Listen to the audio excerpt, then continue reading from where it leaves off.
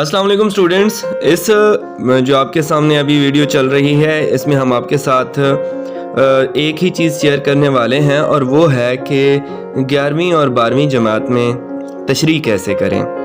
तशरीह का जो सवाल है वो दोनों जवानिब से आता है, यानी नसर से भी है और नज़्म से भी है। हिस्सा नज़्म में फिर आगे दो पोर्शन है, यानी गज़ल के अशार की भी तशरीह है और नज़्म के अशार की भी तशरीह है, और हिस्सा नसर में जितने भी असबाक हैं उनमें से एक पैराग्राफ आता है जिसकी आपको तशरीह करना होती है। तो इस सवाल की नौइयत को समझने से पेशतर मैं आपसे कुछ गुजारिशात करूँगा। आप 11वीं के स्टूडेंट हैं या 12वीं के स्टूडेंट हैं, आप अपने पास एक रफ कॉपी रखें, फिर उसके बाद एक पेन ले लें और अपनी किताब आप ले लें, तो इससे ये होगा कि आपको आसानी हो जाएगी। जी स्टूडेंट, बढ़ते हैं अपने सवाल की जानिब। हमारा सवाल ये है कि तशरीह किस तरह करें।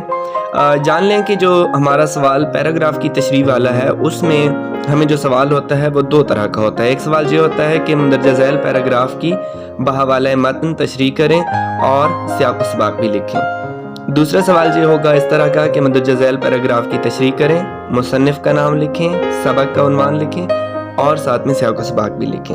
अब यानी इस सवाल के बुनियादी तौर पर 3 अज्जा बन जाते हैं। पहला क्या है कि हवाले मतन है। हवाले मतन में 2 ही चीज़ें होती हैं, एक मुसन्निफ़ का नाम और एक सबक का नाम। दूसरा जुज़ कौन सा है इसका बन गया सियाक़ व सबाक़, और तीसरा जुज़ कौन सा बन गया तशरीह। अब इनको देख लें। इस सवाल से पेशतर एक अलामत है जिसको आप जान लें और वो अलामत है राब्ता की। राब्ता की अलामत के साथ एक और अलामत जुड़ी हुई है जिसको हम तफसीलिया की अलामत कहते हैं। मैं कोशिश करूंगा स्क्रीन पे भी आपको नज़र आ जाए कि राब्ता की अलामत जो है ये ऊपर और नीचे नुक्ते की सूरत में होती है, जबकि तफसीलिया जो है उसमें 2 नुक्ते और उनके मिड में जो है एक लाइन सी होती है। राब्ता की अलामत रब्त के लिए है। देख लेते हैं कि हम सवाल अटेम्प्ट कर रहे हैं। सबसे पहले हमारे पास सवाल आ जाता है पैराग्राफ का। पैराग्राफ का सवाल आ गया, 2 पैराग्राफ हमारे पास आते हैं, उसमें से हमने एक का चुनाव करना है जिसकी हमने तशरीह करनी है। आप जब जवाब लिख रहे हैं आप उस जुज़ का नाम लिखते हैं कि ये कौन से जुज़ को आप अटेम्प्ट कर रहे हैं, यानी जुज़ नंबर 1 या जुज़ नंबर 2। आपने वो जुज़ नंबर अलिफ लिखा, वो आपने ब्रैकेट में डाला। अब उसके सामने पूरा पैराग्राफ पड़ा है। अब एक सूरत हाल ये है कि आप पूरे के पूरे पैराग्राफ को लिखें, जो ज़ाहिर है टाइम इतना नहीं होता कि आप पूरे के पूरे पैराग्राफ को लिख सकें। अब आपने करना क्या है कि एक अलामत हज़फ आपको बताई गई थी जो डॉट डॉट डॉट डॉट ऐसे करके थी। आप क्या करोगे, पैराग्राफ के पहले 3-4 लफ्ज़ लिखोगे, फिर उसके आगे डॉट डॉट डॉट, और फिर उसके बाद पैराग्राफ के आखिरी 3-4 लफ्ज़, और फिर डॉट जो है वो ख़त्म हो जाएंगे, बल्कि आखिरी 3-4 अल्फाज के बाद आपने ख़त्म की अलामत लगा देनी है। इस तरह क्या हो जाएगा, वो पैराग्राफ भी शामिल हो जाएगा। ये एक ही लाइन पे आपने काम करना है। एक ही लाइन पे क्या करना है, पैराग्राफ जो दिया गया है तशरीह के लिए उसके पहले 3-4 अल्फाज, दरमियान में डॉट्स और फिर आखिरी 3-4 अल्फाज। उसके बाद आप बढ़ेंगे इसके पहले उसके हिस्सा की जानिब कि आप पहली दफ़ा लिखते हैं कि उसका उन्वान क्या है, सबक का उन्वान क्या है। आपने सबक का उन्वान लिखा, उसके बाद जो अलामत आएगी वो राब्ता की अलामत आएगी। उसके आगे उन्वान लिखने के बाद दूसरे नंबर पे आता है मुसन्निफ़ का नाम। मुसन्निफ़ का नाम लिखने के बाद फिर वही राब्ता की अलामत आएगी।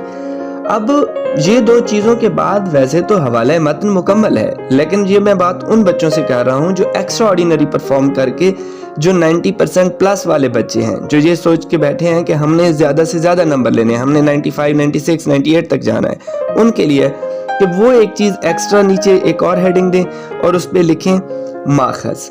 माखज़ से मुराद क्या हो, पैराग्राफ जो है वो कौन सी किताब से लिया गया है, ये सबक कौन सी किताब से लिया गया है। उसके बाद अगली चीज़ क्या हो जाएगी, सिन्फ। सिन्फ क्या है कि वो मजमून है, वो अफसाना है, वो ड्रामा है, वो क्या चीज़ क्या है।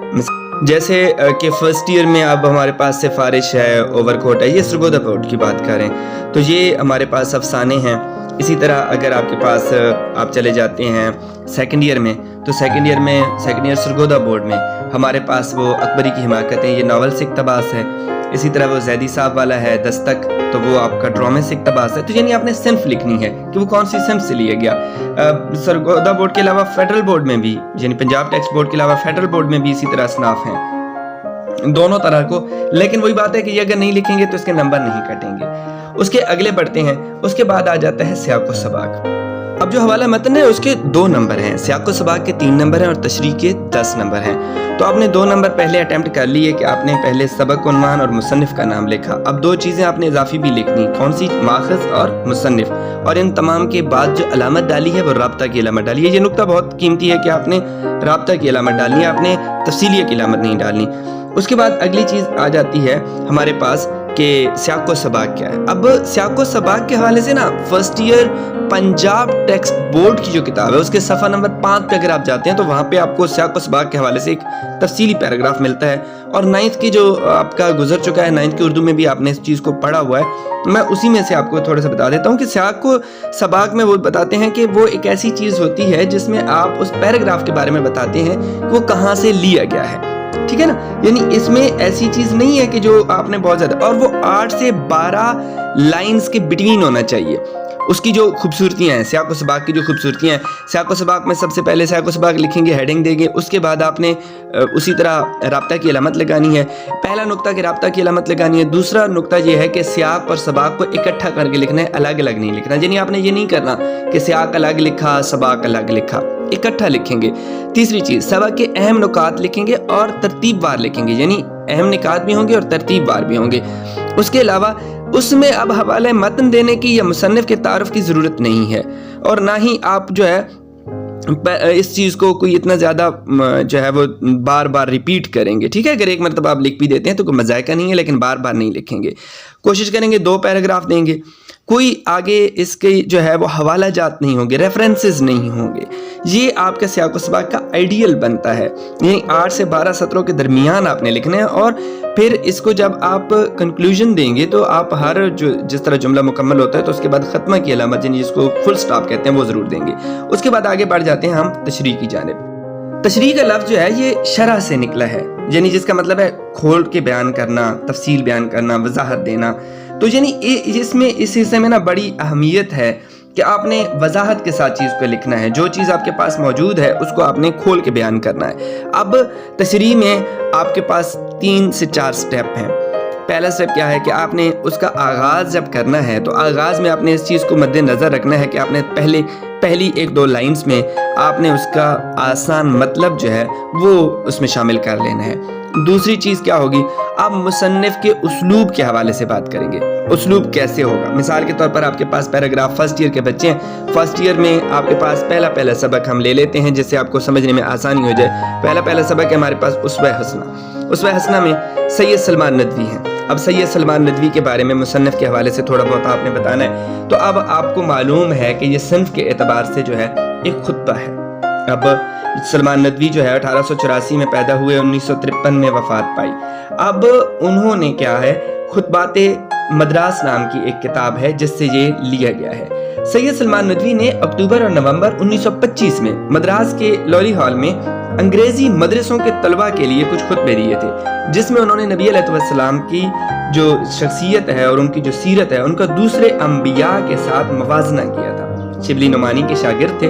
उनकी जो बुनियादी तौर पर जो स्पेशलिटी है, जो खसूसियत है, वो ये है कि उन्होंने दीनी और तहकीकी दीनी मज़ामीन लिखे हैं और खुतबात दी हैं। तो ये इनकी खसूसियत आ जाएगी। जब आप इस तरह मुसन्निफ का तारुफ और उसके उसलूब के बारे में लिखेंगे तो आपको अब सपोर्टिव मटेरियल मिल जाएगा उस चीज़ को वजाहत करने के लिए। अब जो भी पैराग्राफ होगा उसमें जो एक लाइन पड़ी है उसके बिहाइंड पे जो है आप जाकर जब देखेंगे तो वो लाइन आपको ज़्यादा वजाहत के साथ मिलेगी। याद रखिएगा कि एक जो हमारे पास पैराग्राफ है उसकी जो तशरीह है, एक पैराग्राफ की तशरीह जो है वो कम से कम 3 सफ़हात की होनी चाहिए। 3 सफ़हात से कम लिखेंगे आपको मुकम्मल नंबर नहीं मिलेंगे।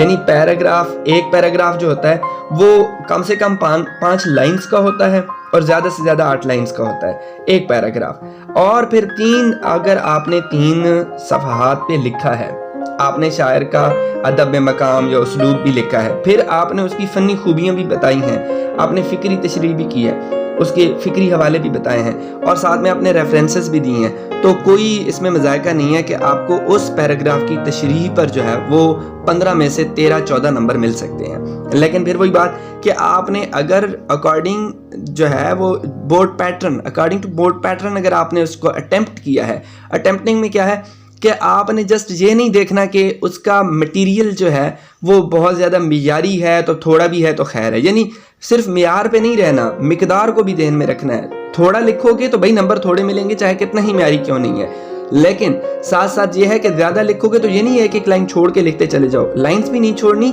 लेकिन आपके पास कहाँ कहाँ जगह बचती है। मिसाल के तौर पर आपने पहले लिखा सबक का उन्वान, अब सबक के उन्वान के आगे राब्ता की अलामत लगाई, ज़रूरी नहीं है कि उसी लाइन में ही आप सबक का उन्वान लिखो, उससे निचली लाइन पे जहाँ पे आपने राब्ता की अलामत लगाई है उसके सामने करके लिखें, यानी सबक का उन्वान ऊपर लाइन लगाई, सामने राब्ता की अलामत निचली लाइन पे आ गए, जहाँ राब्ता की अलामत है उससे आगे जाकर आप उस बहस ना लिखें।